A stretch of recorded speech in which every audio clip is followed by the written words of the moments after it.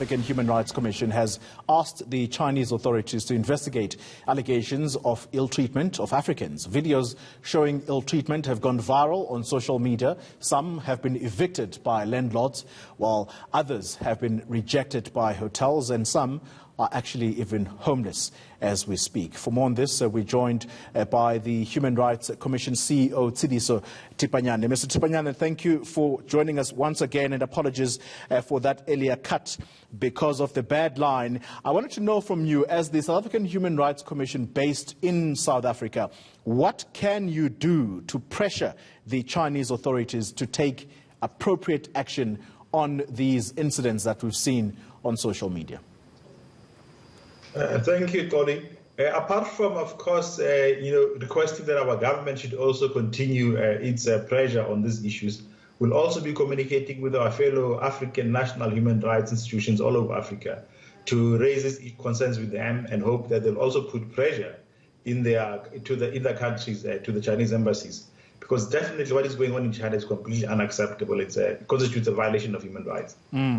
Is it possible, Mr. Tipanyane, that first of all, the Chinese people are retaliating based on what we saw much earlier at the outbreak of this virus, where they were taunted because of the choice of food that they eat?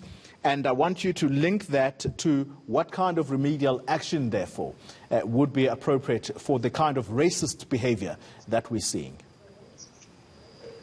Well, there were those concerns, but we are saying as the South African Human Rights Commission, it is up to all authorities to ensure that this type of behavior does not happen. So even if it was happening in South Africa as well, we also as the Human Rights Commission will put pressure on our government to make sure that this kind of behavior is not acceptable, especially under these very trying times globally. The other question I've put in there was about whether or not the Chinese are retaliating against the treatment. We saw perhaps similar videos emerging from African countries where Chinese people were being taunted because of the choice of food that they eat. Well, it might be possible at an individual level, but at a state level, all governments have a responsibility to ensure that the citizens do abide by international norms and standards.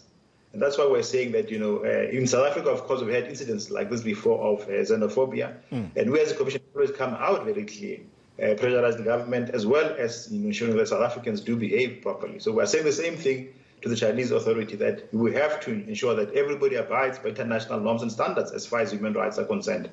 Tshediso Tipanyane, thank you very much for your time, sir.